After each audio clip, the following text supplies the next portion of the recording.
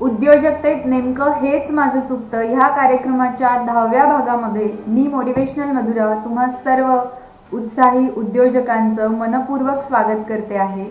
आजचा आहे कार्यक्रमाचा शेवटचा असेल तरी महत्त्वपूर्ण भाग. हा प्रवास कार्यक्रम म्हणून जरी थांबत असेल तरी उद्योजकतेचा प्रवास आपल्या सगळ्यांचा सुरू राहणार आहे. या 10 भागामध्ये आपण ज्या काही चुकांवरती अभ्यास केलेला आहे, अशा 20 टॉप 20 चुका आपण बघितल्या. आज आपण 2 चुका बघणार आहोत. 2 चुकांवरती काम करायचं आहे आणि आपला उद्योग व्यवसाय 10 पटीनं वाढवायचा आहे. झूम वेबिनारवरती हा फेसबुक लाईव्ह जाण्यापूर्वी आम्ही अनेक उद्योजकांशी चर्चा केली. महाराष्ट्रभरातून अनेक उद्योजक हा जो उपक्रम आहे यामध्ये सामील झालेले आहेत. त्याबद्दल सर्वांचे मनपूर्वक आभार मी आत्ताच मानते. तुम्ही सगळ्यांनी उत्साह दाखवलात म्हणून आम्हालाही उत्साहानं हा कार्यक्रम सातत्यानं पुढे घ्यावासा वाटत राहिला. आज महत्त्वाच्या 2 चुकांवरती बोट ठेवण्यात येत असेल तरी आत्तापर्यंत आपण आजच्या कार्यक्रमाच्या धरून 20 चुका कव्हर करत आहोत. उद्योजकतेमध्ये या चुकांवरती काम करा. उद्योजकतेत नेमकं हेच माझं चुकतं. बिझनेस कोच विश्वास वाडे लिखित हे पुस्तक आहे. या पुस्तकामध्ये एकूण 140 चुका सांगितलेल्या आहेत. 140 चुका कव्हर करणं म्हणजे बरेच वर्ष गेले असते हा कार्यक्रम करण्यासाठी.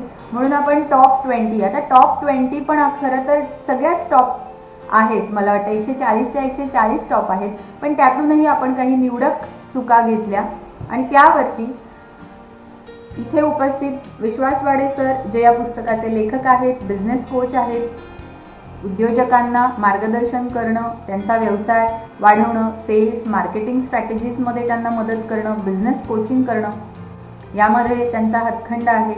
सरांच्या साक्षीनं त्यांच्या उपस्थितीमध्ये हा कार्यक्रम झूम वेबिनार आणि फेसबुकच्या माध्यमातून होत आहे. आज आहे कार्यक्रमाचा 10वा भाग. वक्ता आणि श्रोत्यांच्या मधला जास्त वेळ न घेता आज कुठली चूक आपण कव्हर करणार आहोत याबद्दल मी विश्वास वाडे सरांनाच विनंती करते की त्यांनी मार्गदर्शन करायचं आहे. कार्यक्रम फेसबुक लाईव्ह जाण्यासाठी आणि झूमवरती येण्यासाठी मदत करत आहेत आकांक्षा पराळकर मॅम. त्या कोच आहेत, त्याही ट्रेनर आहेत. त्या DMITच्या टेस्ट करत असतात. तर त्यांना खूप साऱ्या शुभेच्छा. थँक्यू. तुमच्यामुळे आम्ही फेसबुक लाईव्ह जाऊ शकलो. आणि त्यानंतर मी आहे मोटिवेशनल मधुरा. मी पब्लिक स्पीकिंग कॉन्फिडन्स कोच आहे आणि उद्योजकांना confidence building, public speaking, communication skills ह्या मार्गदर्शनाद्वारे आपला व्यवसाय कसा वाढवायचा याबद्दल मी मार्गदर्शन करत असते. सगळ्यांचे स्वागत आणि सगळ्यांचे आभार देखील. यानंतर मी वाडे सरांना विनंती करते की त्यांनी आमची उद्योजक म्हणून काय चूक होते याबद्दल मार्गदर्शन करावं. धन्यवाद. Thank you Madhura madam. जसं तुम्ही ऑलरेडी सांगितले की आपण 140 चुका आहेत. 140 चुका जर कव्हर करायला गेलं तर साधारण 3-3.5 वर्ष गेली असते. त्यामुळे त्यातल्या टॉप 20 चुका आपण घेतलेल्या आहेत, 20 चुका घेतलेल्या आहेत आणि आज 19 आणि 20वी चूक आपण कव्हर करणार आहोत.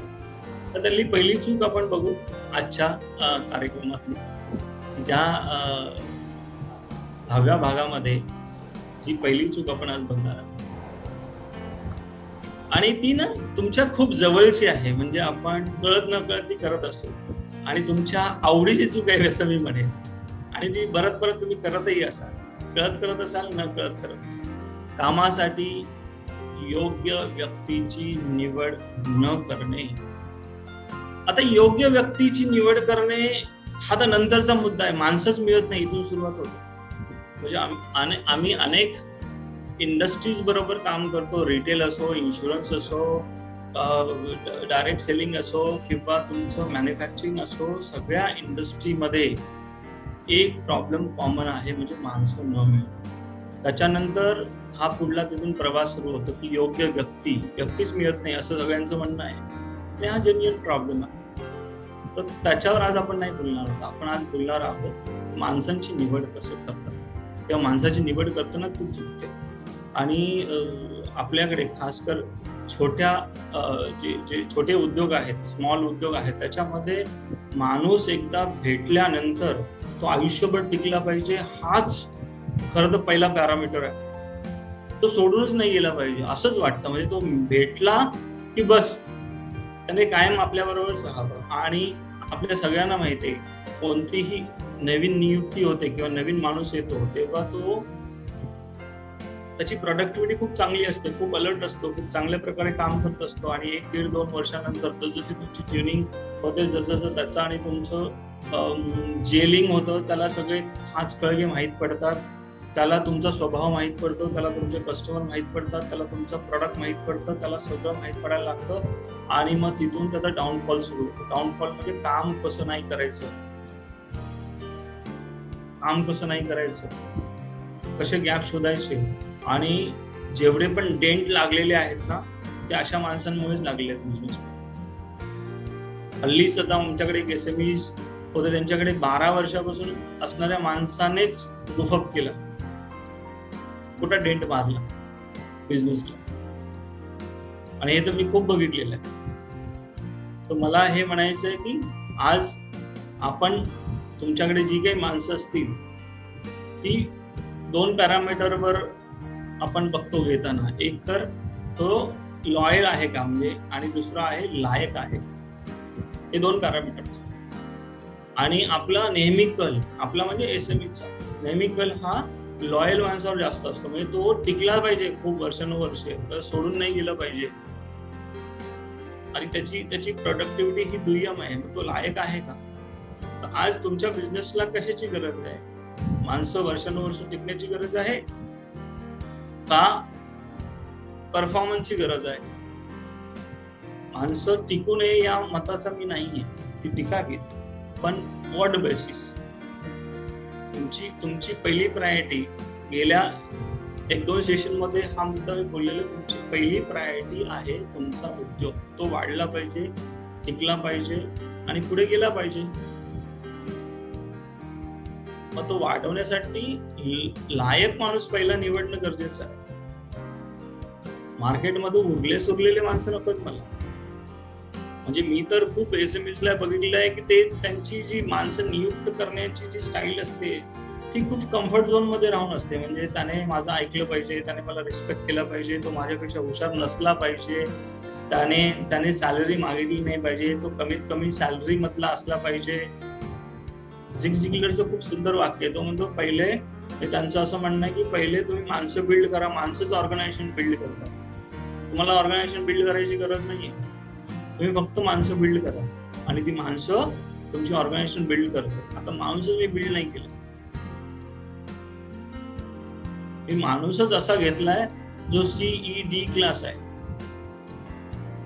आता इथे परत मुद्दा येतो, तुमच्या लक्षात आला असेल किंवा तुमच्या मनामध्ये हा प्रश्न आला पण असेल की मग तो खूप महाग असतो, खूप एक्सपेन्सिव्ह असतो. मी माणूस नियुक्त करताना, म्हणजे तुमचा कामगार किंवा तुमचा एम्प्लॉई नियुक्त करताना बेस्ट एम्प्लॉई बद्दल बोलत नाहीये, मी राईट एम्प्लॉई बद्दल बोलतोय. राईट एम्प्लॉई म्हणजे तुम्ही ज्या कामासाठी त्याला नियुक्त करणार आहात, जे काम त्याला परफॉर्म करायचंय, ज्याच्यासाठी कंपनी त्याला पगार देणार आहे, ते करण्यासाठी योग्य स्किल असणं, योग्य नॉलेज असणं, योग्य इनबिल्ड क्वालिटीज असणं. आता इनबिल्ड क्वालिटीज म्हणजे काय? जर सेल्स मध्ये आपल्याला माणूस पाहिजे असेल तर तो मितभाषी असावा का? नाही, कंपनीचं नुकसान. तो कसा असावा? एक्स्ट्रोवर्ट्स असावा, त्याचा आवाज मोठा असावा, लाऊड बोलणारा असावा, थोडा अग्रेसिव्ह असावा, तर सेल्स होऊ शकतो. बरोबर आहे. डिझायनिंग मध्ये याच्या विरुद्ध असावं. म्हणजे तुमचं जर काम ऑपरेशनचं आहे, बॅकएंडचं आहे, तर नेमकं याच्या विरुद्ध आहे. बरोबर ना? तो खूप अग्रेसिव्ह नाही चालत, पण त्याला क्रिएटिव्हिटी खूप चांगली असली पाहिजे. म्हणजेच काय, तर त्याला राईट कॅन्डिडेट हा खूप एक्सपेन्सिव्ह नाही आहे. बेस्ट कॅन्डिडेट शोधायला गेलं तर तो महाग असू शकतो. आणि जर तुमची ऑर्गनायझेशन स्मॉल स्किलला असेल, आता छोट्या टर्नओव्हरला असेल, छोटं प्रॉफिट असेल, पुढे जर्नी खूप मोठी असेल कदाचित, पुढची जर्नी, पण आता सध्याची सिच्युएशन तर तो टिकत नाही. कारण त्यांच्या डोक्यामध्ये काहीतरी मोठ्या ऑर्गनायझेशन, काचेचं ऑफिस, मोठी टीम, मोठा ब्रँड, असं सगळं असतं. त्यामुळे बेस्ट कदाचित तुम्हाला अफोर्डेबल नसेल किंवा आला तर तो टिकणार नाही, पण राईट कॅन्डिडेट तुम्हाला अफोर्डेबल प्राइसला पण मिळू शकतो. त्याला योग्य ते स्किलही तुम्हाला देता येऊ शकतं, त्याच्यावर इन्व्हेस्ट करणं तुम्हाला वर्थ होऊ शकतं. त्यामुळे निवड करताना बेस्ट आणि राईट ह्याच्यामध्ये जी थिन लाईन आहे किंवा त्यातला जो डिफरन्स आहे तो जर लक्षात घेतला तर काम खूप इझी होतं. मी तर खूप अशा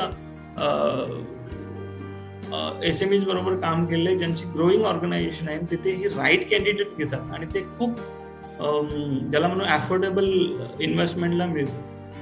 त्याच्यामध्ये खूप जास्त पैसे लागत नाही. फक्त ज्या कामासाठी तुम्ही घेणार आहात त्याच्यासाठी त्याच्याकडे काही बेसिक ज्या क्वालिटीज आहेत त्या असणं गरजेचं आहे. आणि सगळ्यात महत्त्वाचं म्हणजे ज्या कामासाठी तुम्ही त्याला घेणार आहात, जो परफॉर्मन्स त्याला करायचा आहे त्याच्यासाठी त्याला विल असणं गरजेचं आहे. त्यामुळे असं म्हणलं जातं की विल असलं पाहिजे. स्किल तर देता येतं ना, विल नसेल तर खूप डिफिकल्ट आहे. आणि त्याच्या कामामध्ये त्याची परिणामकारकता असली पाहिजे, इफेक्टिव्ह ज्या कामासाठी आपण घेतो. त्यामुळे माणसं नियुक्त करताना माझा रिलेटिव्ह आहे, माझ्या फ्रेंड सर्कल मधला आहे, माझा कोणतरी नातेवाईक आहे, हे सगळं पॅरामीटर न लावता ज्या कामासाठी तुमची कंपनी त्याला पे करणार आहे, पैसे देणार आहे किंवा त्याच्यावर इन्व्हेस्ट करणार आहे, ते करण्यासाठी योग्य त्या क्वालिटीज त्याच्याकडे असल्या पाहिजे आणि तो लायक असला पाहिजे. लॉयल तर असावाच, पण लायक असणं खूप गरजेचं आहे. त्या लायकला तुमचं तराजू किंवा त्याला आपण झुकतं माप हे लायकला असावं. म्हणजे जर तुम्हाला जर 2 ऑप्शन दिले की एक माणूस आहे तो परफॉर्मर आहे, म्हणजे त्याला जर सपोज 50,000 रुपये पगार असेल तर तो तुमचं 5 लाख रुपयाचा सेल्स करून देऊ शकतो, पण तो किती दिवस टिकेल याची गॅरंटी नाही. त्याला टिकवून ठेवणं हे तुमचं स्किल आहे. आणि माणसं कधी सोडतात? माणसं पैसे जास्त मिळतात म्हणून सोडणारी माणसं ही केवळ 20% आहे. ऑर्गनायझेशनला फ्युचर नाहीये, मला फ्युचर नाही, मी माझं 100% दिलं तर उद्या माझा काय फायदा? आणि इतर त्याची जी नीड असते ती नीड कुठेतरी फुलफिल नाही होत म्हणून सोडणारे जास्त. पैसे जास्त मिळाले म्हणून काम सोडणारे कमी आहेत, पण कमी आहेत, पण ज्याला फ्युचरच नाही. म्हणजे मी जर तुमच्या बरोबर पुढले 20 वर्ष राहिलो, माझ्या उमेदीतली 10-20 वर्ष जर तुमच्या ऑर्गनायझेशनसाठी मी दिली तर माझं काय? ह्या प्रश्नाचं उत्तर त्याला देतच नाही. आणि ती तुमची हाच शब्द वापरतात. आपली ऑर्गनायझेशन हे कधीच होत नाही. तुमची पासून जो आपली हा जो प्रवास आहे हे करण्यात जर तुम्ही as a entrepreneur, as a उद्योजक, ऍज अ फाउंडर जर तुम्ही सक्सेस झाला, त्या प्रश्नाचं उत्तर मला असं वाटतं तिथे मिळू शकतं. तर माणसं आणणं, माणसं टिकवणं आणि माणसं वाढवणं ही खरं तर एक खूप चांगली स्किल आहे. त्याच्यावर ॲज अ उद्योजक म्हणून विचार करणं खूप गरजेचं आहे. अनेक ऑर्गनायझेशनमध्ये हा खूप कॉमन प्रॉब्लेम आहे की माणसंच मिळत नाहीत, योग्य माणसं मिळत नाही. एका बाजूला माणसं एवढी आहेत की त्यांना कामच नाही, एका बाजूला काम आहे पण त्याच्यासाठी माणसं नाही. तर मला असं वाटतं काहीतरी गॅप आहे. तो गॅप प्रत्येकाने आपल्या उद्योगातला गॅप शोधून काढणं गरजेचं आहे. तुम्ही जर शोधू शकत नसाल, असं शोधून देणारी माणसं मार्केटमध्ये आहेत, त्यांची मदत घ्या, फायदा होऊ शकेल. तर आजच्या या पहिली चुकीमध्ये हेच की तुमच्या कामासाठी जी माणसं आहेत ती योग्य माणसाची निवड करा. लायक माणसं तर असावीच.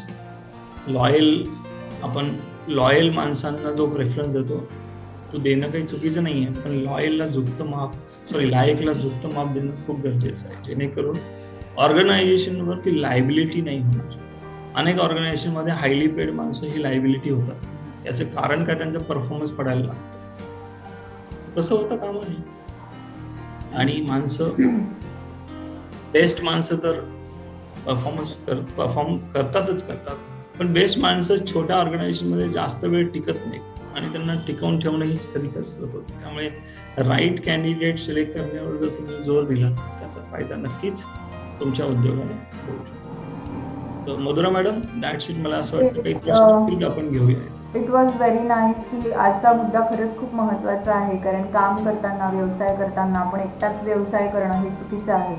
आपण एका कार्यक्रमामध्ये बघितलं आहे की उद्योजकांनी सगळी कामं स्वतःच करायची नसतात. पहिल्याच एपिसोडमध्ये हा मुद्दा आपण कव्हर केलेला होता आणि डेलिगेशन पण कसे केले पाहिजेत ह्याबद्दल पण आपण माहिती घेतलेली होती. डेलिगेशन करणं, टीम आणणं हे अगदी बरोबर आहे, पण ती टीम योग्य असणं हे खूप महत्त्वाचं आहे.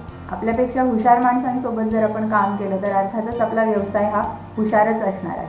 तर आपल्या इथे जे उपस्थित उद्योजक आहेत फेसबुक आणि व्हॉट्सॲप आणि झूमच्या माध्यमातून, त्यांनी काही प्रश्न असतील तर अवश्य विचारायला हरकत नाही आहे.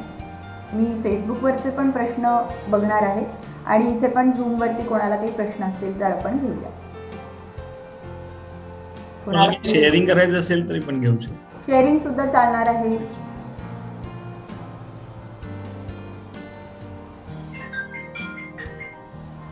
सगळे विचारमग्न झालेले आहेत, कारण विचार करणारा, अगदी अतिशय विचार करणारा, आणि आपण नेमकं काय केलेलं आहे, आपण कोणाला नियुक्त केलेलं आहे, आपण आपली नियुक्ती बरोबर आहे का नाही, या सगळ्या आत्मपरीक्षणाच्या मोडवर अनेक जण इथे गेलेले दिसत आहेत. त्यामुळे मलाही वाटतंय अजून कोणाचं शेअरिंग असेल तर आम्हाला नक्की तुमच्याकडनं ऐकायला आवडेल. इनपुट्स असतील तरी चालणार आहे. टेकअवे असेल, आज तुम्हाला नेमकं काय क्लिक झालं, क्लिक कुठली गोष्ट झाली, तर ते पण आपण घेऊया. अमित पाटकर सरांना इथे हात रेज केलेला आहे. अमित सर, माझा क्वेश्चन असा आहे, तुम्ही म्हणालात की टिकवून ठेवणं म्हणजे आपला जो एलजी स्टाफ आहे आणि ज्याने खरोखरच एनर्जीज टाकलेल्या आहेत ऑर्गनायझेशनमध्ये, ह्या स्टाफला टिकवून ठेवणं हा एक स्किल आहे. हे स्किल डेव्हलपमेंट कशा पद्धतीने करता येईल? खूप सुंदर प्रश्न अमितजी. आणि मला असं वाटतं की हा प्रश्न अनेकांच्या मनामध्ये असतोच खरं, किंवा अनेक त्याला फेस पण करत असतात. तर सगळ्यात पहिली सुरुवात होते की माणसं आणणं, आयडेंटिफाय करून आणणं. तर त्याचे पॅरामीटर तुम्ही ठरवावेत अगोदर. जेव्हा आपण ऑर्गनायझेशन चार्ट बनवतो पुढल्या 3-5 वर्षाचा किंवा 10 वर्षाचा, त्या ऑर्गनायझेशनमध्ये पोझिशन्स क्रिएट झालेले असतात. त्याच्या बाजूला जर तुम्ही त्याची क्रायटेरिया टाकला की ह्याच्यामध्ये परफॉर्म करण्यासाठी काय काय क्रायटेरिया आहे, काय एज्युकेशन असावं, काय एक्सपिरियन्स असावा, काय क्वालिटीज असाव्यात, ज्याला मेजर क्वालिटीज आपण म्हणतो. 2-3 क्वालिटीज मी सांगितल्या, प्रत्येक डिपार्टमेंटच्या वेगळ्या क्वालिटीज असतात, करेक्ट. तर तुम्हाला आयडेंटिफाय करणं खूप इझी होतं. तर पहिलं सुरुवातच तिथून होते की पहिलं ते आयडेंटिफाय करणं, म्हणजे आयडेंटिफाय करणं आणि आणणं. आणल्यानंतर त्यांचा जर्नी सुरू होतो. म्हणजे त्यांच्या मनात खूप सारे प्रश्न असतात, कदाचित त्या प्रश्न ते विचारतही नाही. तर मी जर तुमच्याबरोबर पुढले 5-10 वर्ष राहिलो आणि माझी ह्या ऑर्गनायझेशन, कारण आता ती त्याची नाही आहे ना सध्या, ती तुमची आहे, ह्या ऑर्गनायझेशन म्हणजे तुमच्या ऑर्गनायझेशनला, तर माझं 100% दिलं तर माझं काय, या प्रश्नाचं उत्तर आपण देतच नाही कधी, आणि कधी त्याच्यावर विचारही नाही करत. तर तुम्हाला ते तुमच्या मीटिंगमधून, तुमच्या रिव्ह्यूमधून, तुमच्या इयरली काही अवॉर्ड सेरेमनी असेल, ॲप्रिशिएशन असेल, याच्यामधून तुम्हाला देता आली पाहिजे. त्याला दिसलं पाहिजे कुठेतरी माझं जर्नी इथून सुरू झालं. म्हणजे ॲज अ एक्झिक्युटिव्ह म्हणून माझी नियुक्ती झाली तरी मला CEO किंवा व्हाईस प्रेसिडेंट होता येते या कंपनीमध्ये, जर मी परफॉर्मन्स केला तर. आणि प्युअरली तुमचं प्रमोशन हे परफॉर्मन्स बेसिसवरच असतं. मला आवडतो, माझ्याबरोबर खूप दिवसापासून आहे, तो 10 वर्षापासून आहे, मी सांगितलेलं सगळं काम करू शकतो, मी त्याच्यावर 100% विश्वास टाकू शकतो, म्हणून त्याला व्हाईस प्रेसिडेंट बनवायचं किंवा म्हणून त्याला CEO बनवायचं, तर ती कंपनीची ग्रोथ तिथे संपते. म्हणजे मी ते खूप जवळून बघितलेलं आहे. माणूस आवडतो म्हणून तो कोणत्या तरी मोठ्या पदावर असतो, की डिसिजन मेकर असतो आणि कंपनीची पूर्ण वाट लागते, पुढे जातच नाही कंपनी, कारण त्याचं रिफ्लेक्शनच तिथे येत असतं. त्यामुळे माणसं आली, माणसं टिकली आणि माणसं वाढली तर ती जर्नी कंटिन्यूस राहते. पण ह्याच्याही अगोदर एक गोष्ट येते, ती म्हणजे तुमची ऑर्गनायझेशन सुद्धा वाढती असते. म्हणजे आज सुरुवात झालाय प्रवास, किंवा लास्ट 2-3 वर्षापासून प्रवास सुरू झालाय. पुढल्या 3 वर्षात त्याचं फ्युचर काय आहे, पुढल्या 5 वर्षात काय आहे, पुढल्या 10 वर्षात काय आहे, ही ग्रोईंग ऑर्गनायझेशन दिसली पाहिजे. आणि माणसं तरच ती राहतात, कारण त्याला फ्युचर्स नाही, वाढतच नाही ऑर्गनायझेशन, तुम्ही त्याला काय काम देणार, का तो परफॉर्म करेल. तर तुम्हाला ह्या प्रश्नाची उत्तर त्याला डायरेक्ट और इनडायरेक्ट तुम्हाला तुमच्या बिहेवियरमधून, तुमच्या कम्युनिकेशनमधून आणि तुमच्या डे टू डे किंवा इतर काही ऍक्टिव्हिटीमधून देता आली. आणि तुमच्याकडे काही एक्झाम्पल पण असावेत की अमुक पोरगा किंवा अमुक एम्प्लॉई हा काही महिन्यापूर्वी आला होता किंवा काही वर्षापूर्वी आला होता, त्याची ही सॅलरी होती, आता त्याची ही सॅलरी आहे, ऑन बेसिस ऑफ परफॉर्मन्स. तर तो जास्त विश्वास बसतो ना. म्हणजे एखादं एक्झाम्पल ऑलरेडी असणं तुमच्या कंपनीमध्ये, तुमच्या ऑर्गनायझेशनमध्ये, तो आज एखादा डिपार्टमेंट हेड झालेला आहे किंवा प्रोडक्ट हेड झालेला आहे, तर तुमच्या ऑर्गनायझेशन चार्टमध्ये तसं काय असेल, तर त्याने ती ॲक्सेप्टन्स लवकर येतो आणि माणसं परफॉर्म करायला लागतात. आणि बिलीव्ह मी, आपण ना आपण विचार करू शकत नाही त्याही पलीकडे जाऊन ते परफॉर्म करतात, त्याही पलीकडे जाऊन ते कॉन्ट्रीब्यूट करायला लागतात आणि त्याही पुढे जाऊन ऑर्गनायझेशनला पुढे घेऊन जातात. आणि मग तिथे एका अमित पाटकर यांची गरज नाही पडत. तिथे तुमचा जो काही ब्रँड असेल, तुमची जी कंपनी ती वेगळी होती आणि अमित पाटकर वेगळे, दॅट इज जर्नी. करेक्ट. त्यामुळे जर ती जर्नी तुम्हाला करता आली तर तो त्याचं कम्युनिकेशन आणि वेळोवेळी एक्झाम्पल क्रिएट करता आली तुमच्या, तर ती ऑटोमॅटिक ते घेतात. तुम्ही बोलतात त्याच्यापेक्षा कितीतरी मोठा मेसेज ते घेतात आणि आपण न बोललेल्या गोष्टीत ते समजतात, कारण तुमची कंपनी त्यांना सांगते, तुमची कंपनी ते एक्झाम्पल घेतात. येस आम्ही काही एक क्विक क्वेश्चन विचारतो की ज्या वेळेला आपण नवीन टीम फॉर्म करतो, म्हणजे फॉर एक्झाम्पल आता आम्ही जे नवीन एक व्हेंचरचे करतोय ज्याच्यामध्ये, आणि त्याच्यामध्ये ऍप असेल, तर त्या ह्याच्यामध्ये आम्ही नवीन हे करताना सुरुवातीच्या काय प्रिकॉशन्स म्हणण्यापेक्षा अशा काय स्टेप्स घ्याव्यात की जेणेकरून we start building from the scratch in a very nice way, rather than later on going आणि मग ते रेक्टिफिकेशन मोड मध्ये जाण्यापेक्षा. मध्यंतरी एक 20 वर्ष वय असलेल्या ऑर्गनायझेशन बरोबर आम्ही थोड्या दिवसासाठी स्ट्रॅटेजिक काम करत असताना आमच्या लक्षात आलं की त्यांच्याकडे कॅप्टन्स खूप आहेत, पण बाकीची जी टीम आहे ना तीच नाही.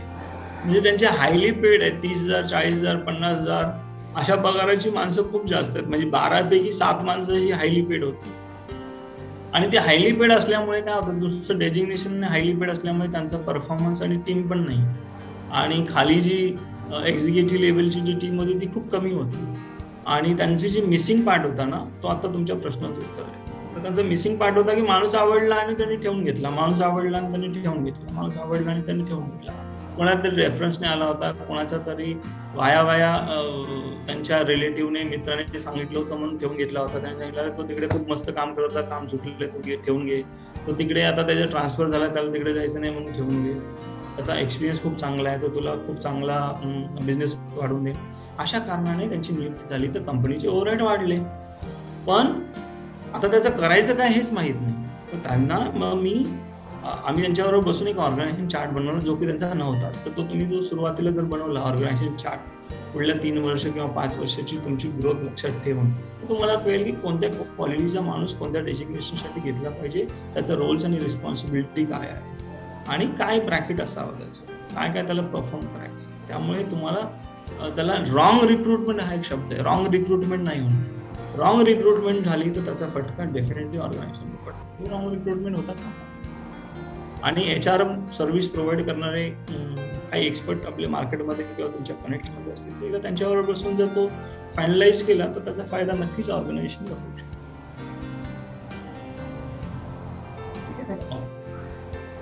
Madhura madam. Okay, very nice. So आपण आता पुढच्या प्रश्नाकडे जाऊया, पुढच्या चुकीकडे जाऊया. कार्यक्रमातली शेवटची असेल तरी उद्योजकतेमध्ये अनेक चुका आपण करत असतो आणि म्हणूनच आपण उद्योजक आहोत. आणि जो चुकतो तो माणूस आणि जो चुका सुधारतो तो देव माणूस असं म्हटलं जातं. त्यामुळे आपल्याला आता भरपूर ग्रो करायचं आहे. आणि आजच्या कार्यक्रमातली शेवटची चूक म्हणजे 20वी चूक, टॉप 20. तुम्ही सगळ्यांना इथे उपस्थित उद्योजक जे हे कार्यक्रम बघतायत त्यांना रिक्वेस्ट करते की उद्योजकतेत नेमकं हेच माझं चुकतं. हे पुस्तक आमच्याकडे पण उपलब्ध आहे. तुम्ही फेसबुकचा कार्यक्रम बघताना तुमचं नाव, नंबर तुम्ही इथे देऊ शकता. तुम्हाला जर हे पुस्तक हवं असेल तर हे ॲमेझॉन, फ्लिपकार्ट सगळीकडे उपलब्ध आहे. त्यामुळे आजच हे पुस्तक मागवा. 140 चुका आहेत, या चुकांवरती काम करा. तुम्हाला व्यवसाय वाढवायचा असेल, तुम्हाला सेल्स, मार्केटिंग याबद्दल मार्गदर्शन हवं असेल, तुम्हाला ऑर्गनायझेशन स्ट्रक्चर कसं तयार करायचं आहे याबद्दल जर गायडन्स हवा असेल, टीम कशी नियुक्त करायची, कुठले फॉर्म्युले वापरायचे टीम नियुक्त करताना याबद्दल जरी मार्गदर्शन हवं असेल तर yes, we are always ready to help you. आमची जी टीम आहे उद्योजकतेत नेमकं हेच माझं चुकतं, आमची टीम सतत तुम्हाला मदत करण्यासाठी तयार आहे. त्यामुळे नक्की तुमचा फोन नंबर जर तुम्ही इथे दिलात तर आम्ही तुम्हाला संपर्क करू. इथे उपस्थित उद्योजक अनेक प्रश्न विचारत आहेत आणि आमचाही उत्साह वाढत आहे. शेवटची ह्या कार्यक्रमातली मी म्हणेन चूक आहे ती बघूया आपण, आणि सरांना विनंती करते की पुढच्या चुकीकडे जाऊया आणि आम्हाला मार्गदर्शन करा. आत्तापर्यंत 19 चुका 19 चुकांवरचं मार्गदर्शन आणि आम्हाला खूप सारे छान छान टेकअवेज मिळालेले आहेत. आम्ही सगळेच जण काम करतो आहे. So definitely last but not the list, thank you so much. Very good. पुढे जाण्या अगोदर एक फक्त तुमच्या सगळ्यांसाठी असाइनमेंट आहे, ती आजच केली तर खूप छान. कारण आज खूप चांगला दिवस आहे, संडे आहे, तुम्ही सेशन अटेंड करताय. मग ते FB लाईव्हच्या माध्यमातून असो किंवा वेबिनारच्या माध्यमातून असो, सेशन संपल्या तुमच्या ऑर्गनायझेशनचा चार्ट बनवा. ऑर्गनायझेशनमध्ये पुढल्या 3 ते 5 वर्षाचा ग्रोथ लक्षात ठेवून तो बनवा. की त्याच्यामध्ये माणसांची पोझिशन क्रिएट करा, की कोणत्या पोझिशन्स तुम्हाला तिथे रिक्वायर आहेत, किंवा कोणत्या पोझिशनला माणसांची गरज आहे, किंवा कोणत्या डिपार्टमेंटमध्ये माणसांची गरज आहे, आणि त्या माणसांसाठी काय क्वालिटीची गरज असेल तर तुम्ही त्याला नियुक्त करा. तर एक साधारण एक ओव्हरव्ह्यू येऊन जाईल की एवढा एक्सपिरियन्स असावा, एवढं सॅलरी पॅकेज असावं, हा त्याचा रोल आहे, ही त्याची रिस्पॉन्सिबिलिटीज आहे. आणि हे एकदा तुम्ही केल्यानंतर त्याला एखाद्या एक्सपर्टकडनं फायनलाइज करून द्या, जेणेकरून तुम्हाला रिक्रूट करणं खूप इझी होईल. रॉंग रिक्रुटमेंट तुमच्या ऑर्गनायझेशनमध्ये नाही होणार, आणि तुमच्याकडे राईट कॅन्डिडेट आयडेंटिफाय करणं, त्यांना आणणं, टिकवणं आणि वाढवणं खूप इझी होऊ शकेल. आणि लायक माणसांची नियुक्ती खूप मस्त होऊ शकेल. त्याच्यामुळे परिणामकारकता वाढेल, इफेक्ट वाढेल, आणि रिझल्ट सुद्धा तुमच्या ऑर्गनायझेशनचा वाढेल. आणि तुमची ऑर्गनायझेशन एक ग्रोईंग ऑर्गनायझेशन म्हणून उदयास येईल, किंवा ग्रोईंग ऑर्गनायझेशन म्हणून तुम्हाला म्हणजे आपली ऑर्गनायझेशन वाढताना ही मजा येते ना बघायला. म्हणजे आपण जेव्हा एखादा उद्योग सुरू करतो, किंवा कोणताही उद्योजक जेव्हा उद्योग सुरू करतो, तेव्हा तो ना ग्रोथवरच बोलत असतो, आणि पुढल्या 2, 3, 4, 5 वर्षांमध्ये ना तो मग सर्व्हायव्हलकडे जातो. म्हणजे growth, number 1 company, best product, best service, ह्या सगळी त्याची भाषा असते. आणि 2-3 वर्षानंतर तो हळूहळू सर्व्हायव्हलकडे जातो. त्याची बॉडी लँग्वेज चेंज होते, त्याची वाक्य चेंज होतात, बोलण्याची स्टाईल चेंज होते, बोलण्याचे पॅरामीटर चेंज होतात, निगेटिव्हिटी यायला लागते हळूहळू, आणि तो सर्व्हायव्हलसाठी फाईट करत असतो. त्यामुळे हे सगळं न होता हे सगळं जर अवॉइड करायचं असेल तर या सगळ्या काही छोट्या छोट्या गोष्टी आहेत, ह्या काही चुका डायरेक्ट म्हणजे इनडायरेक्टली करत असू आपण. काही कळत असताना आपण चुका करतो, काही न कळतही आपल्या चुका होतात. त्यामुळे ह्या चुका अवॉइड करू. आणि ही खूप कनेक्टेड आहे, म्हणजे जसं सांगितलं ना, झिग झिगलरने खूप सुंदर सांगितलेलं आहे, तुम्ही माणसं बिल्ड करा, बाकीच्या गोष्टी सेकंडरी आहेत. तर माणसं बिल्ड केली की त्याचा फायदा तुम्हाला नक्कीच होऊ शकते. तर ही तुमची असाइनमेंट आहे आजची. आणि असाइनमेंट केल्यानंतर तुम्ही आमची जर काही मदत लागली त्याच्यामध्ये फायनल करण्यासाठी, किंवा त्याच्यामध्ये अजून एखादा सेकंड थॉट घेणं म्हणतो ना आपण, सेकंड ओपिनियन घेणं, याच्यासाठी जर आमची काही मदत लागली तर नक्कीच आम्हाला सुद्धा मदत करायला तुम्हाला आवडेलच. ओके, जसं मधुरा मॅडम तुम्ही सांगितलं, आता सेकंड जी आजच्या कार्यक्रमातली दुसरी चूक आहे आणि टोटल 20वी चूक आहे, त्याच्याकडे आपण जाऊ.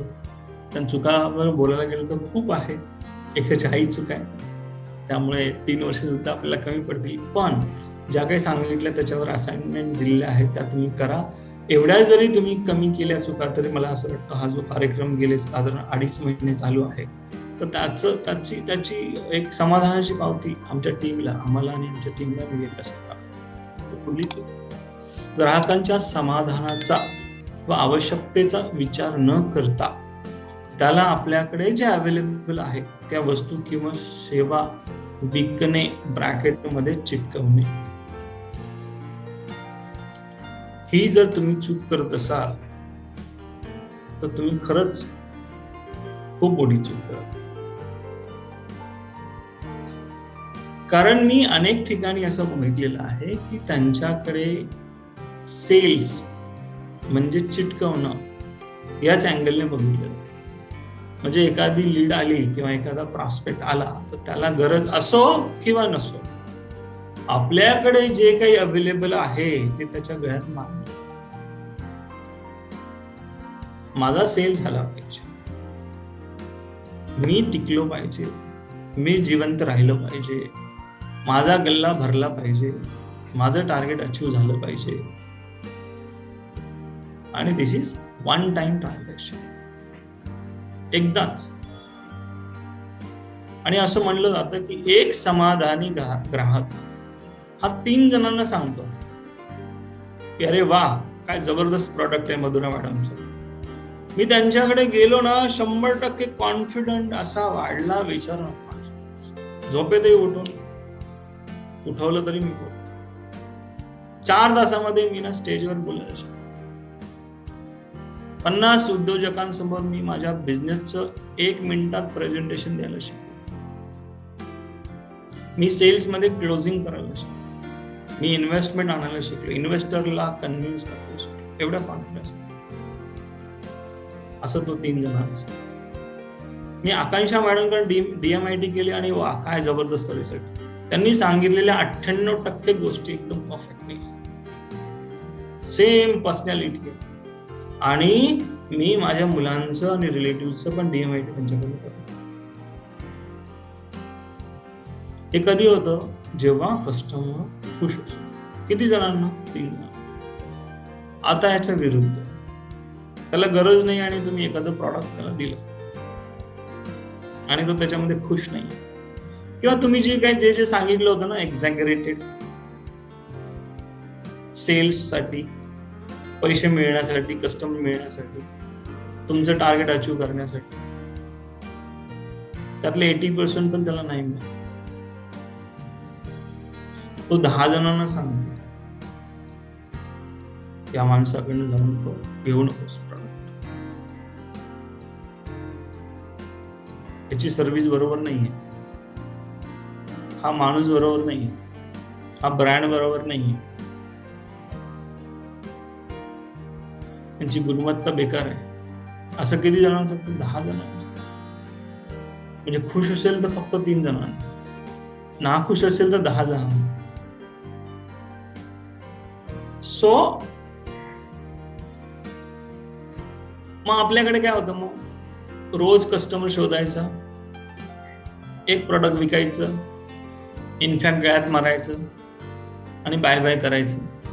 परत नवीन कस्टमर शोधायचं, परत त्याला प्रॉडक्ट विकायचं, परत त्याला बाय बाय करायचं. अच्छा, तो ना रोज नवीन कस्टमर त्याच्यामध्ये. अच्छा, कस्टमर नाही भेटला तर संपलं विषय, सेल्स नाही झाला. तर असं म्हणलं जातं. एक खूप मोठे उद्योजक एका स्पीच मध्ये म्हणाले, तुम्ही जर 10 वर्ष एखाद्या उद्योगात आहात आणि तरी तुम्हाला कस्टमर शोधावा लागतो रोज, तर डिफिकल्ट आहे, काहीतरी चुकलंय तुमचं. कस्टमरने तुम्हाला शोधत यायला पाहिजे. अरे,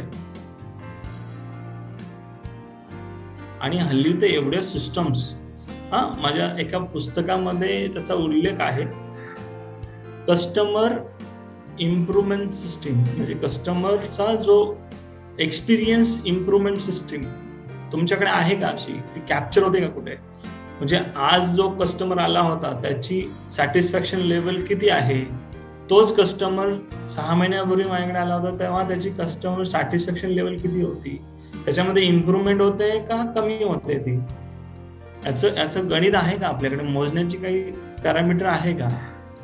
आणि आपण त्याच्याबद्दल विचारही नाही करत कधी. आपल्या कुठेच कशामध्येच नसतं ते, की कस्टमरचं सॅटिस्फॅक्शन लेवल मोजमाप करण्याचं काहीतरी सिस्टम आपल्याकडे असावं. आपण एवढेच बांधील असतो की तो आला, त्याने पैसे दिले, त्याला आपली प्रॉडक्ट किंवा सर्व्हिस पाहिजे होती ती दिली, संपलं. आणि आपल्याला आपला बिझनेस किंवा आपलं सेल्स टार्गेट असतं, ते काही करून कम्प्लीट करायचं असतं. आपल्याकडे आहेत त्या वस्तू काही करून विकायच्या असतात, तर विकू नये का? विकल्या पाहिजे. पण गरज नसताना विकणं गरजेचं आहे का नाही? तर एक एक्झाम्पल म्हणून आपण घेऊ. एक ऑटोवाला आहे, रिक्षा. आपण प्रत्येकाने कधी ना कधी ऑटोतून गेलोच असू. तर काही रिक्षावाले आपल्याला जिथे हवं तिथंच घेऊन जातात आणि चांगली सर्व्हिस आपण खुश होतो. पण असे खूप कमी असतील किंवा अनुभव आपला कमी असेल, असा कमी एक्सपिरियन्स आपल्याला मिळाला असेल. पण काही रिक्षावाले असतात आणि काही पर्टिक्युलर स्टेट मधले किंवा काही राज्यामध्ये अशा आहेत. आपण उतरलो, रेल्वे स्टेशनच्या बाहेर गेलो, आपल्याला जर साधारण 1 किलोमीटर जायचं असेल तर ते 4 किलोमीटर फिरवून घेऊन जातात. आणि जिथे आपलं सपोज 40 रुपये बिल होणार असेल तिथे ते 150-200 रुपये बिल. असा रिक्षावाला आवडतो का आपल्याला? नाही, पण त्याला 1 टाइम ट्रान्झॅक्शन हवं असतं. आपल्या उद्योगामध्ये असं असावं का? कदाचित तुम्ही न कळत, म्हणजे इंटेन्शनली करत नसाल, पण न कळत होऊ शकत असेल. की जरा ती एखादी नवीन माल जास्त आलेला आहे किंवा एखाद्या सर्व्हिस खूप जास्त आहे किंवा ह्या सर्व्हिसमध्ये ह्या प्रॉडक्टमधूनच टार्गेट कम्प्लीट करायचं, मग तेच चिटकवतो आपण किंवा तेच फिरून त्या कस्टमरपर्यंत अशा प्रकारे घेऊन जातो की तेच त्याला देऊन टाकतो. पण आपल्याला माहित असतं as a salesman, as a विक्रेता, कारण आपण विकतो, आपल्याला माहित असतं की ते त्याच्या गरजेचं नाहीये, ते त्याच्या उपयोगाचं नाहीये, त्याचा त्याला यूज नाहीये. किंबहुना ज्या प्रॉब्लेमसाठी तो माझ्याकडे आलेला आहे, ज्या गोष्टीसाठी तो आलेला आहे, तो प्रॉब्लेम माझं हे प्रॉडक्ट किंवा सर्व्हिसेस सॉल्व्ह करू शकत नाही, हे क्लिअर कट माहित असतं. आणि हे माहित असताना सुद्धा जर आपण देत असू त्याला प्रॉडक्ट किंवा सर्व्हिसेस, तर मात्र प्रश्नचिन्ह.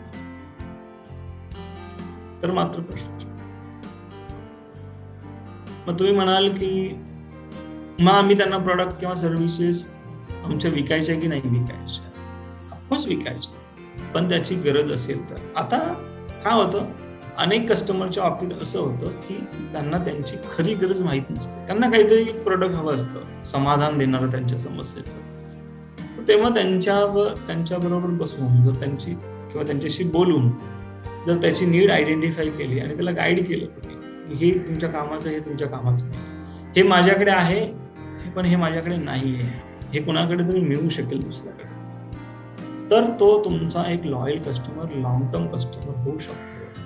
आणि असं म्हणलं होतं, मी एका सेशनमध्ये त्याचा उल्लेख केला होता की पहिल्यांदा जेव्हा कस्टमर येतो तेव्हा cost of customer acquisition, cost of COCA, cost of customer acquisition, ही खूप जास्त असते. त्यामुळे तुमचं त्या पहिल्या ट्रान्झॅक्शनमध्ये नेट प्रॉफिट त्या मानाने कमी असतं. जेव्हा तो तुमच्याकडे दुसऱ्यांदा येतो, तिसऱ्यांदा येतो, चौथ्यांदा येतो, पाचव्यांदा येतो, तसं तुमचं त्या ट्रान्झॅक्शनमध्ये किंवा त्या कस्टमरच्या बाबतीत कॉस्ट ऑफ कस्टमर ॲक्विजिशन कमी व्हायला लागतं आणि नेट प्रॉफिटेबिलिटी वाढायला लागतं त्या कस्टमरच्या बाबतीत. आणि तो परत रिपीट कस्टमर जसं येतो तसं लॉयल कस्टमर क्रिएट होतो. आणि लॉयल कस्टमर क्रिएट व्हायलाच खरं तर वेळ.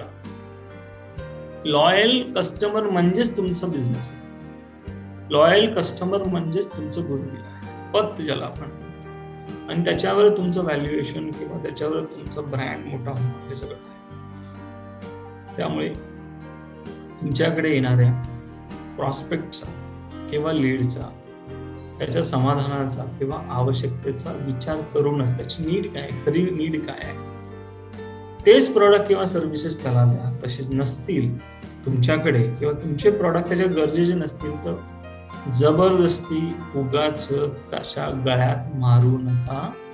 ते बॅकफायरच होतं. येस, तो बॅकफायरच होतो. ते टेम्पररी ट्रान्झॅक्शन होईल, ते तुमच्या कुठेतरी दिसेल, पण ते लॉंग टर्मला तुम्हाला डेंट नक्की मारेल. लॉंग टर्मला तो, जसं मी सांगितलं ना की तो जर त्याच्या लक्षात आलं की माझी गरज नसताना या सेल्समनने किंवा या माणसाने मला हे प्रॉडक्ट दिलेलं आहे, त्याचा मला खरं तर यूजच नाही, ज्याची मला काहीच उपयोग नाही, तर तो नक्कीच अनेक लोकांना सांगेल डायरेक्ट और इनडायरेक्ट की ह्याचं प्रॉडक्ट किंवा सर्व्हिस घेऊ नको, गरज नसताना गळ्यात मारतो. आणि असा माणूस कोणालाच आवडत नाही. गरज नसताना जर एखादं प्रॉडक्ट, कारण ते मेहनतीचे पैसे आहेत ना, त्याच्या मेहनतीने ते उभे केलेले पैसे, त्याच्यावर आपला हक्क नाही आहे, त्याच्यावर त्याचा हक्क आहे, ते त्याचे पैसे आहेत. तर त्याची गरज भागवू शकणारे प्रॉडक्ट किंवा सर्व्हिस तुमच्याकडे असतील तरच ते त्याला दिले पाहिजे, तरच त्याचा उपयोग त्याला होईल, तरच तो खुश होईल, तरच तो लॉंग टर्म टिकेल, तरच तो तुमच्यासाठी काम करेल, तरच तो तुमचा ब्रँड अँबॅसिडर बनेल आणि तो तुमच्यासाठी कस्टमर आणायला सुरुवात करेल मार्केटमध्ये जाऊन की अरे जा, यांचं प्रॉडक्ट घे, यांची सर्व्हिस घे. हा माणूस एकदम भन्नाट आहे. आणि बिलीव्ह मी, तुमचं प्रॉडक्ट ए क्लासच असलं पाहिजे असं काही नाही, ए क्लासच प्रॉडक्ट असलं पाहिजे असं काही नाही. अनेक C क्लास प्रॉडक्ट मी बघितलेत, पण एक्झिक्युशन मात्र A क्लास असतं. A class, B class product आणि A क्लास एक्झिक्युशन ही सुपर सक्सेस. मी नेहमी करून बघा तुम्ही. तुमचं प्रॉडक्ट म्हणजे असं म्हणलं जातं की अरे प्रॉडक्ट सुपर असावं, असलं तर उत्तमच. पण ते आज आहे ना, उद्या पण ते सुपरच असेल अशी काही गरज नाही. पण त्याचं एक्झिक्युशन जर डल असेल, एक्झिक्युशन बी क्लास असेल, सी क्लास असेल, डी क्लास असेल तर ते पडतं. मी तर वेगवेगळ्या एक्झिबिशन मध्ये खूप SMEs बघितले तसे की त्यांचं प्रॉडक्ट आहे ना सुपर्ब असतं, म्हणजे ए क्लास प्रॉडक्ट असतं असं म्हणायला काही हरकत नाही. पण त्यांचा ओव्हरऑल टर्नओव्हर हा 1 करोड पण नसतो आणि 10, 15, 20 वर्षापासून बिझनेस होतो. तुम्हालाही तुमच्या आजूबाजूला असे अनेक चांगले उद्योजक भेटतील की ज्यांचं प्रॉडक्ट किंवा सर्व्हिसेस उत्तम आहे, ए क्लास आहे, पण ते एका सर्टन लेवल नंतर वाढलेले नाही, ते एका सर्टन फेज मध्येच अडकलेले.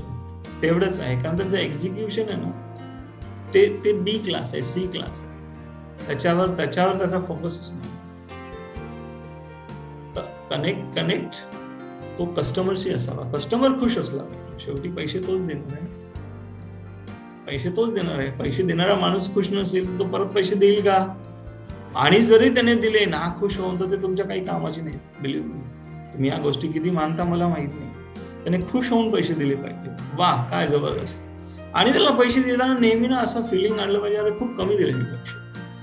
अमाऊंट काही असो, अमाऊंट 1000 रुपये असो किंवा लाख रुपये असो, पण ते देताना ना त्याला एवढा आनंद झाला पाहिजे, वा की अरे काय हा माणसाने एवढं भरभरून दिलं ना, हे कमी आहेत पैसे. म्हणजे मधुरा मॅडमने जरी 45,000 रुपये जरी चार्ज केले ना, तर त्यांना ते देताना ना खुशी होते. अरे खूप कमी घेता मॅडम पैसे, मी ना किमान 60,000 रुपये घेतले पाहिजे. असा दिल खुश होऊन, एकदम दिल खुश हो जाण्याची. आपण काय विचार नाही, मैं खुश होण्याची. तुम्ही खुश व्हायला पाहिजे, ऑफकोर्स व्हायला पाहिजे. पण बघा, जो पैसे देणार ना तो सुद्धा खुश व्हायला पाहिजे. त्याची खरी गरज काय? पैसे न मागून तो खुश होतो असं नसावा. गेल्या वेळी आपण बोलले पाहिजे, म्हणजे पैसे नाही मागितले त्याला खुश करायचं म्हणून पैसेच नाही मागायचे. त्याला खुश करायचंय म्हणून पैसे सगळ्यात कमी रेट द्यायचा. त्याला खुश करायचं म्हणून आपण प्रॉफिट नाही, असं नाही. पैसे कमवून आपला अधिकार, तुमची पहिली प्रायोरिटी आहे. तो बिझनेसच नाही टिकला, तुम्ही काय करता? बिझनेस टिकला पाहिजे, पण सायमल्टेनियसली जो पैसे देणार आहे तो सुद्धा खुश राहायला पाहिजे, तो सुद्धा टिकला पाहिजे. त्याच्या मेहनतीचे पैसे त्याला वर्थ वाटलं पाहिजे आणि त्याला नेहमी वाटलं पाहिजे की मला जे त्यांनी डिलिव्हर केलंय ना त्याच्या समोर हे पैसे खूप कमी आहेत. आणि हे सगळं करता येतं तुमचा बिझनेस काहीही असो, कोणताही असो, इन्शुरन्स असो, रिटेल असो, फर्निचरचा असो, ट्रेनिंगचा असो, DMITचा असो, मोदक बनवणारा असो, मसाले बनवणारा असो, कॉलेज स्टुडंट असो, क्लासेस असो, कोणताही असो, करता येतं जर तुम्ही ठरवलं तर.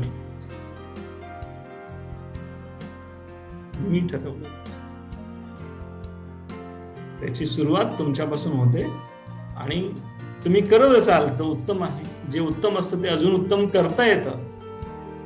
एक्सपर्ट माणसाची मदत घ्या, चांगल्या माणसांची मदत घ्या, आपल्याबरोबर आपल्यापेक्षा जास्त हुशार माणसं ठेवा. त्यामुळे तुम्ही स्केलअप होता. म्हणजे जसं मी नेहमी सांगतो, एक 200 पानाचं पुस्तक आहे, ते जर आपण वाचलं, साधारण वाचायला ऍव्हरेज स्पीडने 15 दिवस लागतात. काही लोकांना 1 महिना लागतो, आपण असं समजू 15 दिवस लागतात. आणि ते जर कोणाला विचारलं की ह्या 200 पानाच्या पुस्तकामध्ये तू काय वाचलंस, काय आवडलं तुला, तर तो 2 लाईन 3 लाईन मध्ये सांगतो की मला हे आवडलं, हा माझा टेक. हुशार माणसं ही अशी असतात, ते आपला तो 15 दिवसाचा वेळ वाचवतात. ते सांगतात तुला काय केलं पाहिजे. एवढा फरक. बॉस ज्याला तुम्ही नियुक्त कराल त्याच्यावर 100% विश्वास असेल. समर्पण असल्याशिवाय त्याचे रिझल्ट येत नाही. आणि असावा एक तरी माणूस तुमच्या आयुष्यामध्ये असा असावा जो तुमचं कान पकडेल. आणि बघा तुम्ही 3 महिने 6 महिने करून बघा. आणि तो तुमच्या ना ओळखीचा नसावा. खास ओळखीचा असला की खूप कॅज्युअल होतो ना आपण, मित्र नातेवाईक ज्याला आपण नेहमी भेटतो, ऑकेशनली कुठे ना कुठे भेटत असतो, असा माणूस नसावा. आता आदरयुक्त भीती राहत नाही ना. आपल्याला माहित पडतं ना, म्हणजे आपण एवढे चतुर असतो, आपल्याला माहित आहे की त्यांना काय म्हणलं की ते खुश होतात, काय बोललं म्हणजे त्यांना त्यांचे गॅप्स कुठे आहेत हे लगेच आपण आयडेंटिफाय करतो. अननोन माणसाबरोबर जेवढं इंटरॅक्शन नसेल ना ते होत नाही. त्यामुळे आदरयुक्त भीती राहते. आणि माणूस फक्त प्रश्न विचारणार आहे एवढं जरी म्हणालं तरी आपण अलर्ट होतो.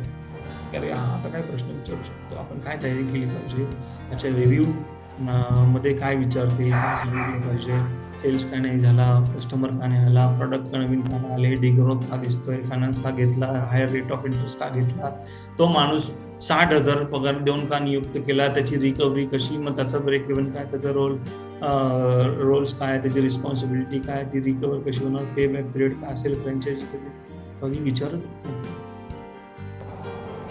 करत नाही म्हणून मी करत नाही. हे न होता हे होऊ नये. त्यामुळे जर तुमच्याकडे असा माणूस नियुक्त केला त्याचा फायदा होऊ शकतो. आणि जो पैसे देणार तो खुश असला पाहिजे. तो अजून पैसे देतो, अजून पैसे देतो. म्हणजे पहिले 5,000 दिले असेल तर 15 देतो, 15 दिले असेल 25 देतो. तोही वाढला पाहिजे तर तुम्ही वाढाल. जो पैसे देणारा वाढला ना, तुमचा कस्टमर वाढला की तुम्ही वाढता येईल. फक्त तुम्ही वाढाल असं नाही कधीच. तुमची ज्यांच्यावर डिपेंडन्सी आहे ते वाढले पाहिजे.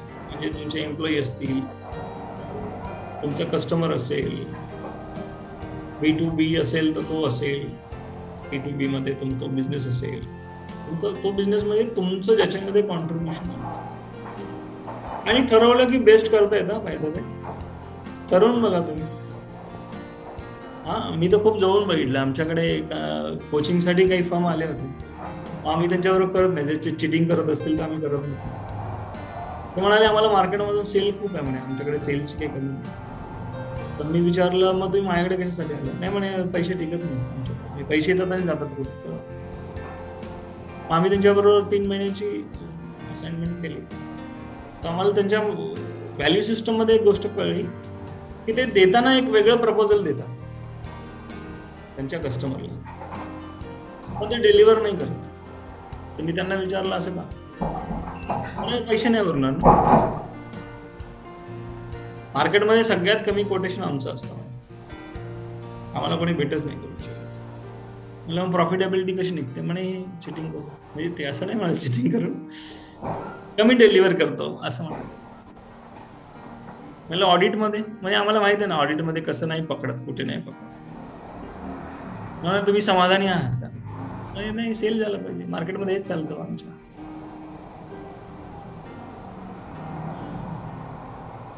गेली 3 वर्ष तर 1 करोड क्रॉस नाही करत.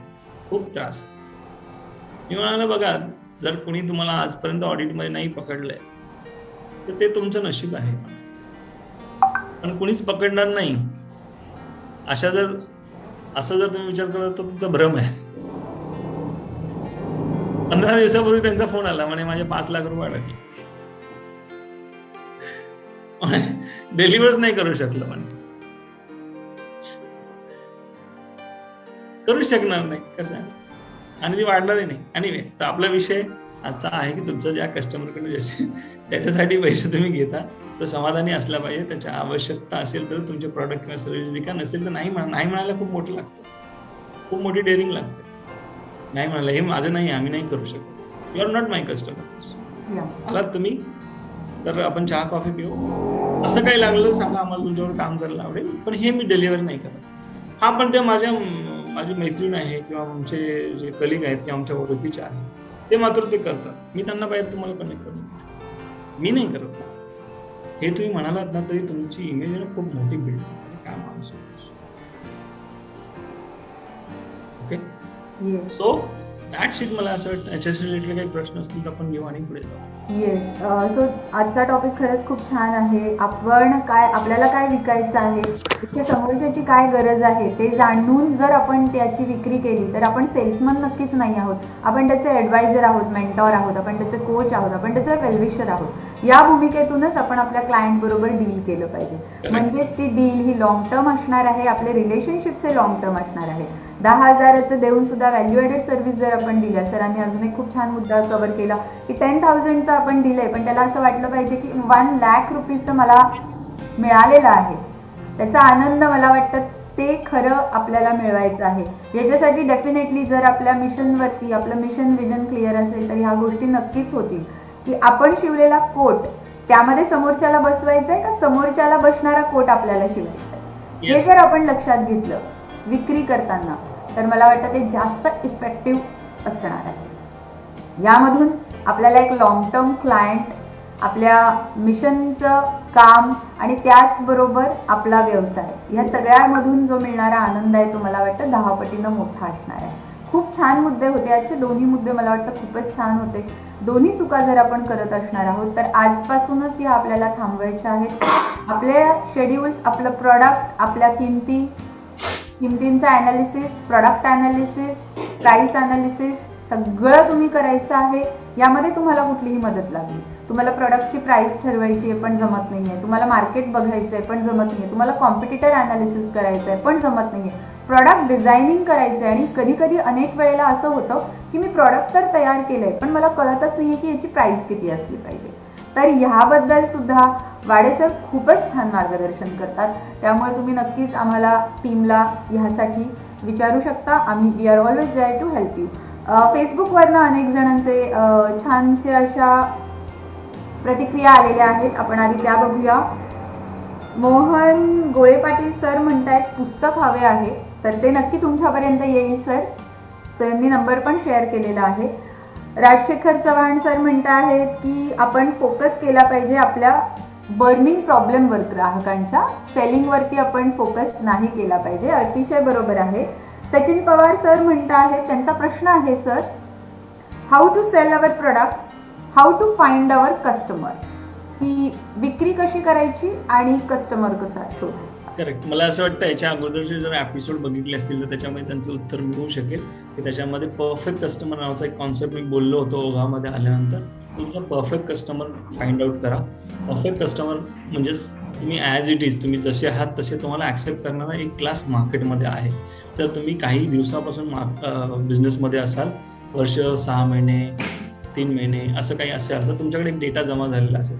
फॉर एक्झाम्पल 1000 कस्टमर तुमच्याकडे आतापर्यंत आलेले असतील, तर 1000पैकी 500-600 कस्टमर कोणत्या तरी एका ब्रॅकेटमध्ये आहेत, म्हणजे जेव्हा परफेक्ट कस्टमर. त्या परफेक्ट कस्टमर फाइंड आउट करा आणि मग त्या परफेक्ट कस्टमर जर तुम्हाला सापडला तर त्याच्यानंतर बाकीचे तुमची जे कम्युनिकेशन असेल, मार्केट कम्युनिकेशन ज्याला आपण म्हणतो, तर तुमचं ब्रॉशर असेल, वेबसाईट असेल, तुमचं एखादं फ्लायर असेल, तुमचा कॅम्पेन असेल काही, तर ते सगळं त्या परफेक्ट कस्टमर भोवती फिरावं, जेणेकरून तुमची तशा प्रकारच्या लीड जास्त जनरेट होतील आणि क्लोजिंग करणं खूप इझी होईल, क्लोजिंग रेशो वाढेल.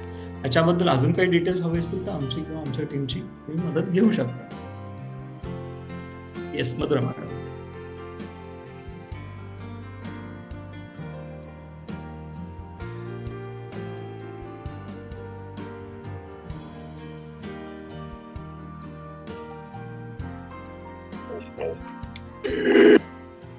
तुमचा आवाज येत नाहीये मधुरा मॅडम.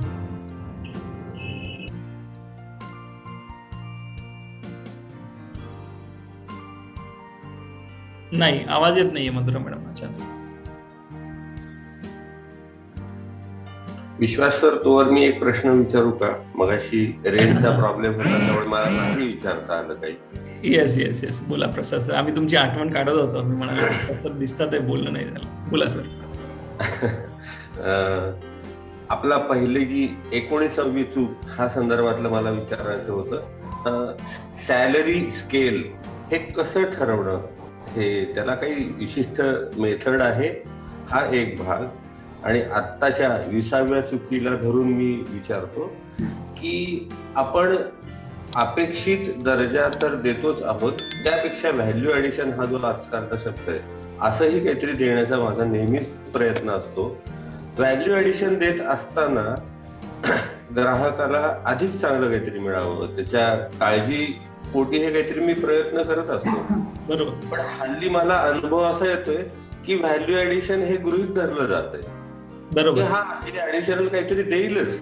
Correct correct. आपण ग्राहकांच्या समाधानापेक्षा अधिक जर का काहीतरी देतोय तर त्यांना काहीतरी सवय लागतेय का काय? तर ही चूक आहे का? नाही, बोलूया. दोन्ही प्रश्नाचे उत्तर मी कव्हर करतो. पहिल्या प्रश्नाचं उत्तर आहे, तुम्ही सॅलरी पॅरामीटर म्हणाले तर सगळ्यात पहिलं तर एक तर तुमच्या इंडस्ट्रीमध्ये काय पॅरामीटर म्हणजे काय काय सॅलरी पॅकेज चालू आहे त्या एखाद्या पर्टिक्युलर पोझिशनसाठी किंवा त्या एखादं काम डिलिव्हर करण्यासाठी. फॉर एक्झाम्पल एक्झिक्युटिव्हची पोस्ट आहे तुमच्याकडे, तर त्याच्यामध्ये तुमच्या इंडस्ट्रीमध्ये जी जी तुमचे कॉम्पिटिटर आहेत त्यांच्याकडे काय सॅलरी रेंज आहे आणि तुमची सॅलरी रेंज काय आहे, हा एक पहिला पॅरामीटर आहे. दुसरा पॅरामीटर असा आहे की त्याचा ब्रेक इव्हन काय आहे. म्हणजे तुम्ही जर एखाद्याला 10,000 रुपये देत असाल आणि तो 1,00,000 रुपयेचा सेल करत असेल आणि एखाद्याला 30,000 रुपये देत असाल आणि तो 5,00,000 सेल करत असेल, तर 30,000 कधीही वर्थ आहे, कारण त्याचे डिलिव्हरेबल जास्त आहेत, ते ओव्हरहेड नाही, त्याची लायबिलिटी नाही आहे कंपनीला. त्यामुळे जर तुम्हाला त्याला परफॉर्मन्सच्या गणितामध्ये जर त्याला कॅल्क्युलेट करता आलं तर त्याचा फायदा जास्त होऊ शकेल. त्यामुळे ती लायबिलिटी नाही क्रिएट होणार. म्हणजे कमी सॅलरी देऊन परफॉर्मन्स कमी करणं किंवा न करणं, त्याच्यापेक्षा जास्त सॅलरी देऊन किंवा जास्त सॅलरी प्लस इन्सेंटिव्ह देऊन परफॉर्मन्स वाढवणे असं जर असेल तर ते केव्हाही ऍडवायझेबल आहे. तर ते एक होतं. दुसरं छोटस याला धरून विचारू, तुम्ही जे म्हटलात तुमच्या इंडस्ट्रीमध्ये आता जो मधला वाईट काळ संपत आलेला आहे त्याच्यात बरीचशी युनिट बंद पडली, काही वेगवेगळ्या क्षेत्रातली युनिट बंद पडली. फॉर एक्झाम्पल बोलायचं झालं तर मॉल हे प्रकार बंद झाले होते. करेक्ट. पण तिथली जी काही स्केल होती बरोबर आपल्याकडे आला आहे कामासाठी, तर त्याला जे तिथे मॉलमध्ये मिळायचा पगार आमच्या इथे कुठे सूटच होत नाही. हे गणित कसं सोडवायचं? बरोबर. मग तोच घेतला पाहिजे असं काही हे नाहीये ना. तुम्ही जर त्या स्किलला घेणार असाल, समजा तुमची इंडस्ट्री किंवा तुमची कंपनी एका एम्प्लॉईचा 20,000 रुपये पगार अफोर्ड करू शकते, 20,000 मध्ये त्याला एवढं डिलिव्हर करायचं आहे. पण तो जो मॉल मधला आहे त्याला 40,000 रुपये पगार होता. आता त्याला 20,000 वर जर तुम्ही आणलं तर तो टेम्पररी करेल, पण तो 100% डिलिव्हर नाही करणार. पहिली गोष्ट. तुम्ही जर त्याला 40,000 घेतलं तर 40,000 जर घेतलं तर तुमची अफोर्डेबिलिटीची काय आहे, त्याला म्हणजे काय केलं तर अफोर्डेबल होऊ शकेल तुमच्या कंपनीला, 40,000 मध्ये त्याने काय काय डिलिव्हर केलं पाहिजे याची क्लॅरिटी त्याला द्यावी आणि ते डिफर असावा. दुसरं काय आहे की तोच घेतला पाहिजे असं काही नाही. जसं मी मगाशी म्हणाल, तुम्ही जो म्हणालात ना इतर इंडस्ट्रीमधून घेणं म्हणजे तो बेस्ट कॅन्डिडेट आहे. बेस्ट कॅन्डिडेट तो आपल्याकडे टिकेल की नाही टिकेल हे माहित नाही, कारण आपली कंपनी ते अफोर्ड करू शकते नाही करू शकते सांगते ह्या स्टेजला. करेक्ट. मग राईट कॅन्डिडेट घ्या. कदाचित राईट कॅन्डिडेट तुम्हाला तो 40,000 नाही, तो 15,000 पण मिळेल, 20,000 पण मिळेल. राईट कॅन्डिडेट म्हणजे काय, जे काम डिलिव्हर करण्यासाठी क्वालिटी आहेत, ज्या क्वालिटीची गरज आहे असा माणूस मिळू शकतो. असं काही नाही. तर ते बेस्टच्या प्रेमात नाही पडायचं सर. आपण बेस्टच्या प्रेमात पडलं की त्याची कॉस्ट द्यावी लागते. तुम्ही अफोर्ड करू शकत असाल तर करू शकता, पण मला असं वाटतं काय जेव्हा आपलं टर्नओव्हर कमी असतो, प्रॉफिटेबिलिटी कमी असते, तेव्हा ते खूप डिफिकल्ट होतं. ठीक आहे. त्यामुळे राईट कॅन्डिडेट आणि बेस्ट कॅन्डिडेट याच्यामध्ये गफलत नाही करायची. तो मॉलवाला आहे, तो बेस्ट कॅन्डिडेट मध्ये येऊ शकेल कदाचित, आणि मग त्यांनी मॉलमध्ये काम केले तर तो एक कमी सॅलरीला येणार नाही. आला तर तो खूप दिवस काम करेल याची काही शाश्वती नाही. मग तो केलं तर 100% डिलिव्हरी करेल याची काही गॅरंटी नाही. मग तो परत काम शोधत राहणार, कारण त्याला तर 40,000 चस्का लागलेला आहे. जोपर्यंत 40 नाही मिळत तोपर्यंत काही गप्प नाही बसणार. आणि तुम्ही दिले तर तुम्ही 40 दिले तर मग तुम्ही ते डिलिव्हर करू शकता. म्हणजे कंपनीला ती शेवटी प्रसाद कात्रे सरांचा एम्प्लॉई नाही ना, तो कोणत्या कंपनीचा एम्प्लॉई आहे. तुमच्या कंपनीला ती लायबिलिटी होता कामा नाही, ती ऍसेट्स व्हावी. आपले employee should be assets. Correct. Assets कधी होईल, तो जास्त डिलिव्हर करायला लागेल तेव्हा. चेक करा, एकदा चेक करून बघा, फायदा होतो. दुसरा काय प्रश्न होता तो परत एकदा रिपीट करता आला तर बोलता येईल त्याच्यावर. हा, आपण ग्राहकांचं समाधान, ग्राहकांचं समाधान. करेक्ट. व्हॅल्यू ऍडिशन, मी व्हॅल्यू ऍडिशन नेहमीच देण्याचा प्रयत्न केलेला आहे आणि आता हे गृहीत धरलं जातं असं मला एक. बरोबर आहे. सपोज तो तुमच्याकडे 10 रुपये घेतले समजा एखाद्या कस्टमरकडनं, एक्झाम्पल तो त्याला 10 रुपये डिलिव्हर करणं अपेक्षित आहे. व्हॅल्यू ऍडिशन म्हणलं की तुम्ही 10 रुपये आणि समजा 11 रुपयाचं डिलिव्हर करत असाल. आता त्यांनी हे गृहीत धरलेलं आहे तर प्रसाद साहेबांना मी 10 रुपीज दिले की 11 रुपीजचं मला मिळतच. मग तुम्हाला दुसऱ्या वेळेस किंवा तिसऱ्या वेळेस जेव्हा तो यायला लागतो ना, तेव्हा तुम्हाला 11.10चं करायला लागेल डिलिव्हरी. नंतर 11.10 किंवा 11.20चं करावं लागेल. तर ते तुम्हाला ते वाढतंच आलेख ठेवावं लागेल. कारण शेवटी गृहीत म्हणण्यापेक्षा ते आता एक बाय डिफॉल्ट झालंय ना. प्रसाद साहेबांकडे गेल्यानंतर हे मिळतं बॉस. त्यामुळे तुम्हाला ते त्याच्यासाठी नवनवीन काही गोष्टी ऍड कराव्या लागतात आणि प्रत्येक वेळी काही प्रोडक्टच देता येतं असं काही ठिकाणी रिस्पेक्ट असतो, काही ठिकाणी सोशल कॉज असतो, काही ठिकाणी नुसती विचारपूस असते, काही ठिकाणी आदरातिथ्य असतं, काही ठिकाणी नुसतं चहा कॉफी देणं असू शकतं. तर वेगवेगळे तुम्हाला शोधावे लागतील की याच्यामध्ये व्हॅल्यू ॲडिशन म्हणजे काय. व्हॅल्यू ॲडिशन म्हणजे प्रत्येक वेळी डिस्काउंट देणं किंवा प्रत्येक वेळी प्रॉडक्ट गिफ्ट देणं असं नाही आहे. ते तुम्ही मोठा क्लायंट असेल, एखादं पुस्तक गिफ्ट करा, एखादा मिठाईचा पाऊच द्या, ते पण व्हॅल्यू ॲडिशन मध्येच येतं.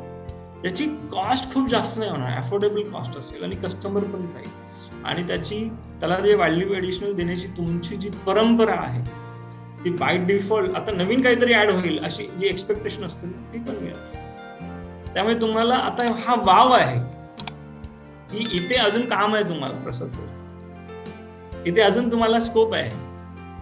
तुमच्याकडे थोडंसं ब्रेन स्टॉर्मिंग केलं ना 4-5 चांगल्या तुमच्या संपर्कातल्या चांगल्या व्यक्तींबरोबर, तुम्हाला ना असे 25 गोष्टी मिळतील ज्या व्हॅल्यू ॲडिशन मध्ये येतात. व्हॅल्यू ॲडिशन मध्ये प्रत्येक वेळी सांगितलं की डिस्काउंट किंवा ॲडिशनल प्रॉडक्ट फ्री देणं, एखादी सर्व्हिस देणं असं नाहीये. तुम्ही एखादा डिस्काउंट कुपन देऊ शकता, एखादा डिस्काउंट कुपन देऊ शकता, एखादं पुस्तक देऊ शकता, एखादा पेन देऊ शकता, एखादा कोर्स, बरेचसे कोर्सेस असतात त्यांचे VIP पास आहेत ना, ते JV मध्ये घेऊन ते देऊ शकता. असं अनेक गोष्टी असू शकतात. तर वर्कआउट करा, होऊन जाईल. ओके, पुढे जाऊया. याच्यावर काय सुचलंय ते शेअर करावं असं वाटतं. अरे वा, 10 सेकंद. डिस्काउंट कुपनचं जे बोललात, मला डिस्काउंट हा शब्दच मुळात आवडत नाही. क्या बात आहे, अमेझिंग. तुमची आणि माझी वेवलेंथ एकदम मॅच होते, एकदम मॅच होते. आम्ही पण अगेन्स्ट आहोत. मला एक म्हणजे मी गेल्या 2 आठवड्यापासून प्रयत्न करतो आहे की ऍटलिस्ट ह्या ज्या तुमच्या पुस्तकातलं जे सध्या खूप मला डोक्यात बसलेलं जे पुस्तक आहे ते पुस्तक प्रत्येकाला देण्याचा माझा प्रयत्न आहे. अरे अमेझिंग, क्या बात, थँक्यू सर. तेच गिफ्ट द्या, तो आयुष्यभर विसरणार नाही तुम्हाला. Value added. Value added. हो.